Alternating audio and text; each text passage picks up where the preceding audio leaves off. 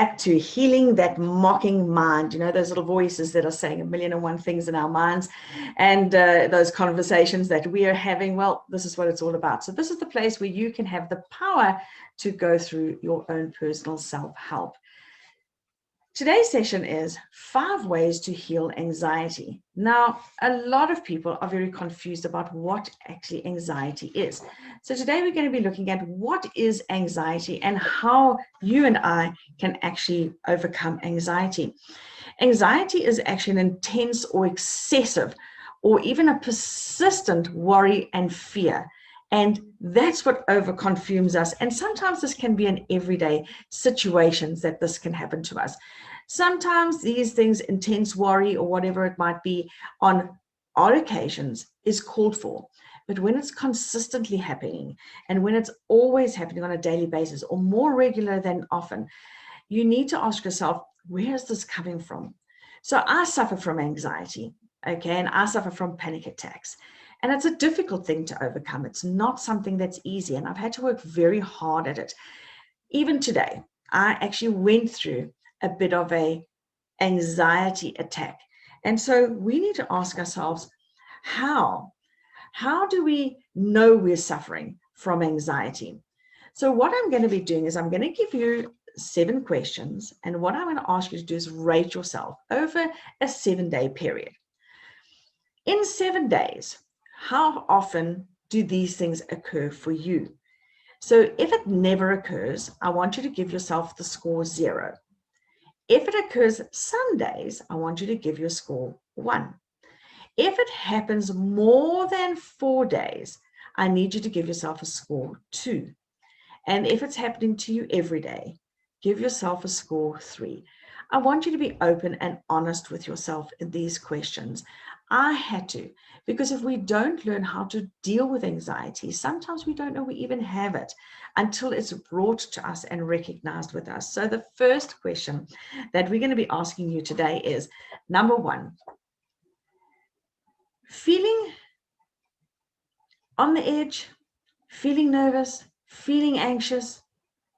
How are you feeling these feelings? 0 is for never, some days 1, more than 4 days 2, and every day 3. So score yourself. So if you have any feelings where you're on the edge or nervous or even anxious, it could be when you go meet someone, it could be over your children going somewhere, it could be finances, it could be that you can't pay this at the end of the day, it could be whatever, you're going on a new date, whatever it might be, rate yourself and see how that works out for you. Then the second one is not being able to control worry. You worry a lot. You worry a lot, like all the examples I've just given. And if you've got children, you probably fit into this category quite early. And score yourself. 0 is never, 1 is some days, 2 is more than 4 days, and then 3 is every day. So that's your second question. The third one is continuously worrying about different things. So you're always worrying, you're thinking about this, you're worrying about that, you go to bed lying down, worrying what this child's doing, worrying about the circumstance, worrying about things that sometimes you cannot even change, worrying if you're going to have your job, worrying if you're going to get COVID, worrying if your children are going to get COVID, worrying what they're doing, worrying, just worrying. Okay, so give yourself a score there. The fourth question is, you actually unable to relax. Now, some personalities, if you're A-type, you find that you've always got to be active. I'm not talking about that. I'm talking about you just find it impossible to relax, impossible to sit down, impossible to just sometimes do nothing, okay? The fifth one is feeling restless. Now, this is different to not being able to relax. Feeling restless is a common symptom of anxiety. For example, it's very common in children and in teenagers. They're on the edge all the time. They're moving around. They're restless. They want to be on the move. They want to go out. They just can't stay at home and they can't relax. So there's 2 types. There's restlessness and relaxation. Which one? Both of them you need to look at, but specific and look at your children and just see, especially your teenagers. We had a restless teenager, so I understand exactly what it's about. Okay, number 6, Feeling annoyed or irritated. Oh my goodness, this is the one that kicks in for me all too often. And then I know I'm starting to border onto anxiousness. So rate yourself. If you're never annoyed or never irritated, then it's definitely 0. Some days, then 1. If it's more often than not, then 2. And then 3 if it's almost every single day. Okay. The last one is a sense or a feeling of fearfulness, fearful. If you feel fearful, whatever the fear might be, just think about what it could be. And then it's expecting, that the type of fearfulness is not fearful of a spider or a snake or whatever it is. It's more of fearful of an event that might be coming ahead, fearful of situations, fearful of outcomes. If you know, for example, everybody in your office is starting to get retrenched, you might have that fearful, anxious feeling that what happens if it's you? So those are the 7 things. So remember your results now. What I want you to do is I want you to tally them up. Okay. Now, here's your results. What is interesting for us to understand is that if you've got anything from 0 to 4, you have, well, not 0, but 1. I should have gone 1 to 4. You might have mild anxiety. 5 to 9, you have moderate anxiety. 10 to 14, you have moderate to severe anxiety. Anything from 15 to 21, you have severe anxiety. If you're bordering on the severe anxiety, I really do suggest that you take the time to find someone to talk to about this, because you really need to make sure that you go through the process of understanding what is the triggers that are causing this anxiety and how. Today I'm going to give you some tools, but still, if it's on the severe scale, I do still suggest and recommend you speak to somebody. So signs of anxiety would be, like I've given you some of these questions, but it's that feeling of danger, the feeling of panic, the feeling of fear, the feeling of overwhelm, that nervousness, restlessness, okay? Rapid heartbeat, so it's going across to the panic attack, okay? Sweating, mine comes out in this overwhelming heat that goes into my body. And then I know I'm about to have a panic attack and I'm about to go into anxiety. If you've got any form of gastro problems, they could be linked to anxiety. And then, of course, difficulty in focusing. And if you can't focus, you could be small entry levels of anxiety. And it is worth yourself having a look at seeing how you can go through and take these 5 ways very seriously. 5 ways that you can heal anxiety.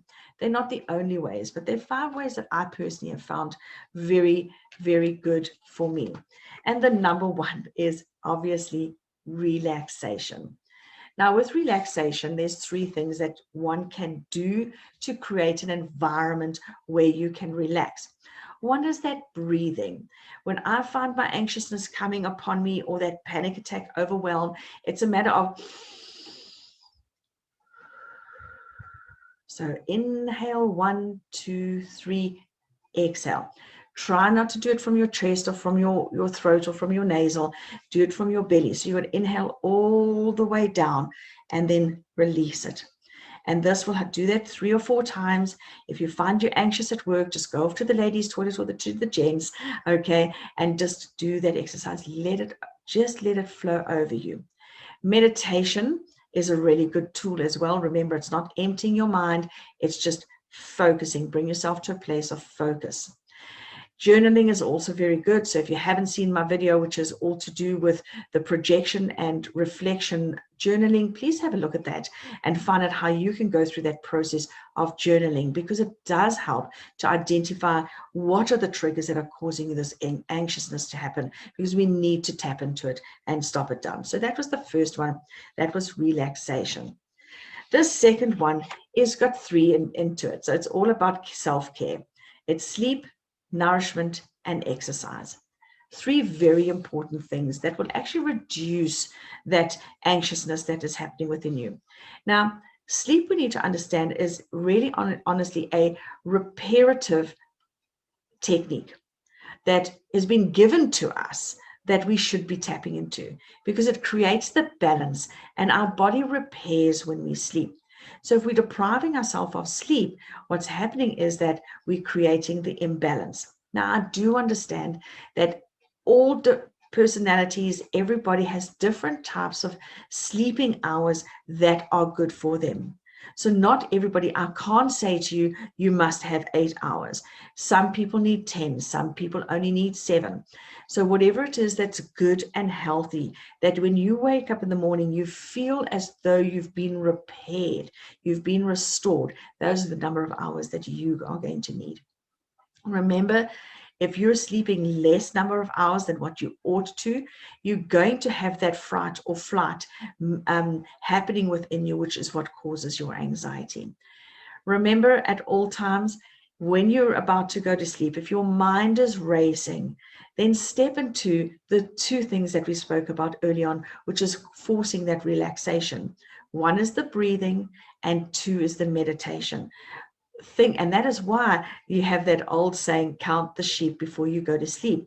It's all it is you're taking a worrying day away from you, and you're focusing on the sheep that you can see jumping a fence or whatever it might be.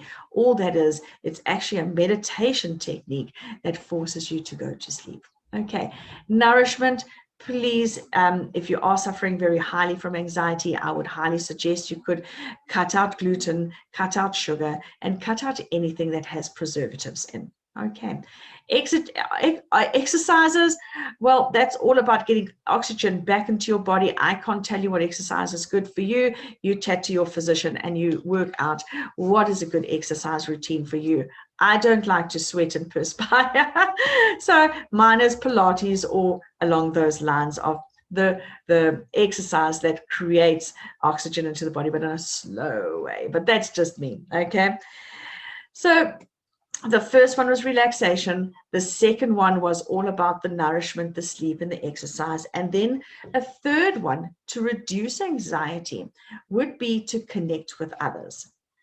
Now, if you need to if you have got that severe anxiety that we've identified, please, the connecting would be connecting to someone who is professional that can help you through this process.